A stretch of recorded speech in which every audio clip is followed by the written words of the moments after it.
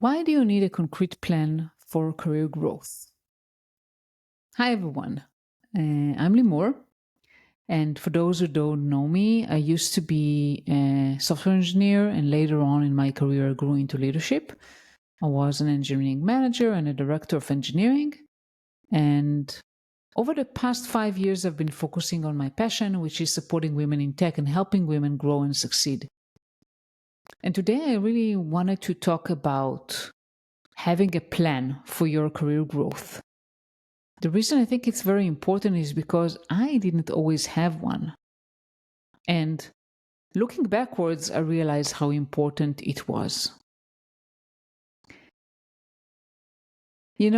I remember times in my career that I felt stuck, that I felt that I'm in the wrong place. And I'll give you one example is that a story I share quite a lot is when I was promoted to a staff engineer.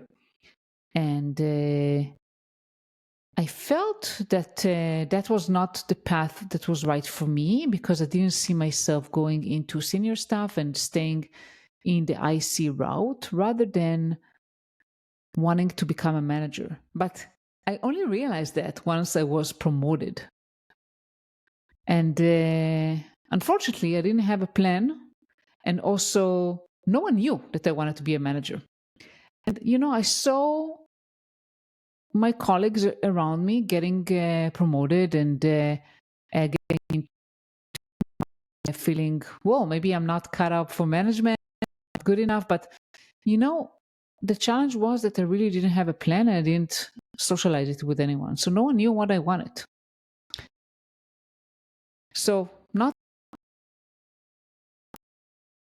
limbo. And for years, it took me, I think, 4 years before I finally stepped into leadership from that point. And, without a clear direction, I was letting my career happen to me instead of taking the driver's seat. And back then I was a young mom, first child, and I felt trapped. I traveled constantly. I missed a lot of important milestones at home. And I worked in a role that didn't align with my ambition. Obviously, it led to a lot of frustrations. And I felt that I'm stuck and I'm not in the right path for me. And I didn't know how to communicate my goals and how to take proactive steps to achieve them.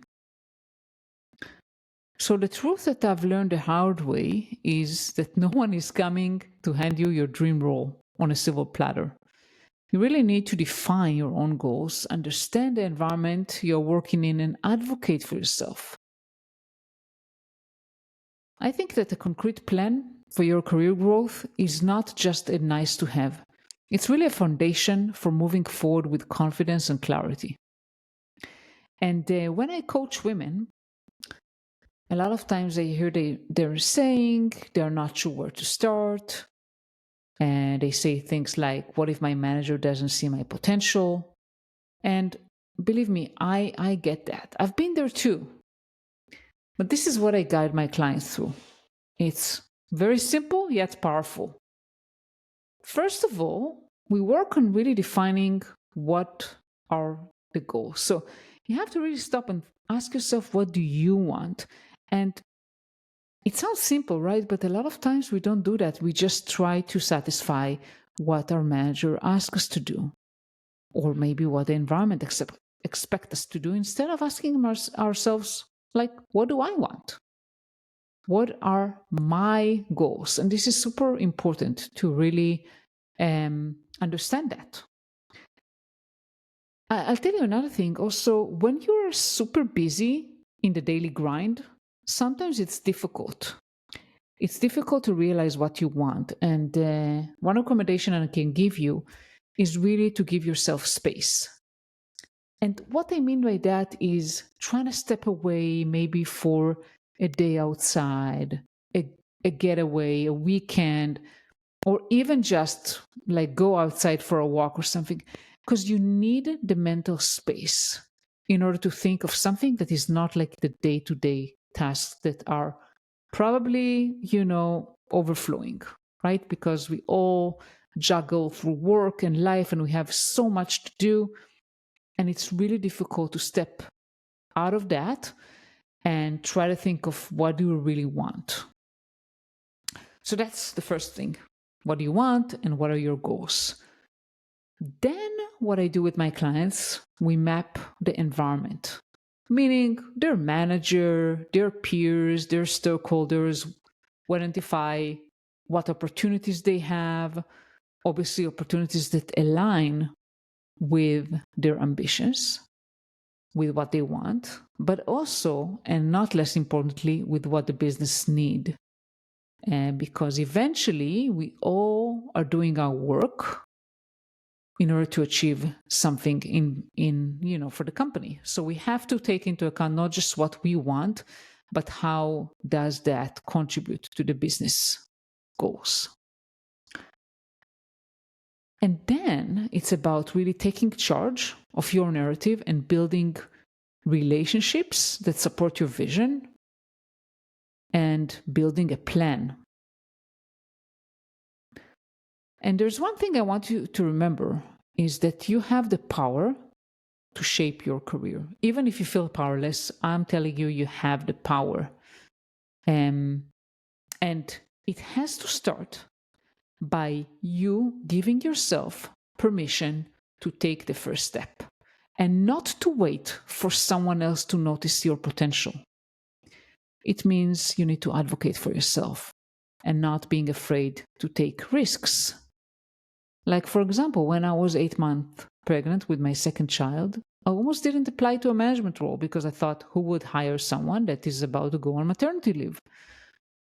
But luckily, I had support from my husband and a former manager, and I pushed myself and I pushed through that doubt. And eventually, I got that job. Why? Because I showed up with a plan and clarity and confidence. And when I was promoted to a director role, it wasn't easy.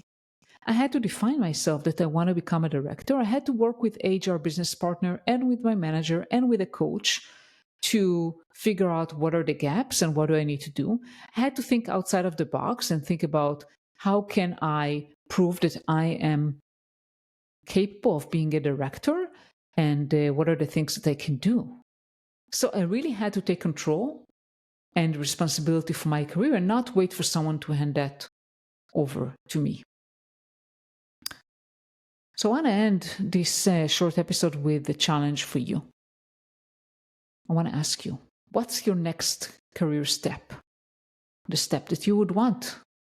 And what is currently holding you back? And this is sometimes a hard question to ask ourselves because a lot of times it's painful. Because it's painful to admit that maybe I'm afraid. Maybe I'm afraid to fail. Maybe I'm afraid that I'm not good enough. Maybe I'm afraid that no one will see me that way. But you really have to ask yourself those hard questions or hire someone like me to help you. And if you're ready to take control of your growth, start by writing down one goal today and then map out the steps to get there. And it could be a small goal. It doesn't have to be very big. It could be something like, well, I want to build relationship with this person. And that's what I'm going to do in order to start building a relationship. Or I want to enhance my presentation skills. So I'm going to find an opportunity within the company to present a milestone I'm working on. Whatever that may be. A goal can be something small or it can be something bigger, like I want to become a director within 6 months and start laying out what are the steps in order to get there. And if you're not sure where to begin, connect with me. I'm here to help, and I would love to help you create your plan and start driving your career forward. So I want to encourage you to start your career plan today. We're beginning of a new year of 2025. So that's a perfect time to build your plan for 2025 and create your goals and achieve them. So I want to thank you so much for listening for me today, and let me know what you would love to hear from me next. I always seek your feedback. And don't forget to subscribe to my YouTube channel, to the podcast, and also to my newsletter where I share weekly tips. Thank you so much, and I want to wish you a wonderful 2025, that you will achieve your goals and succeed and grow in the way that you want to grow this year. Thank you so much, and see you soon.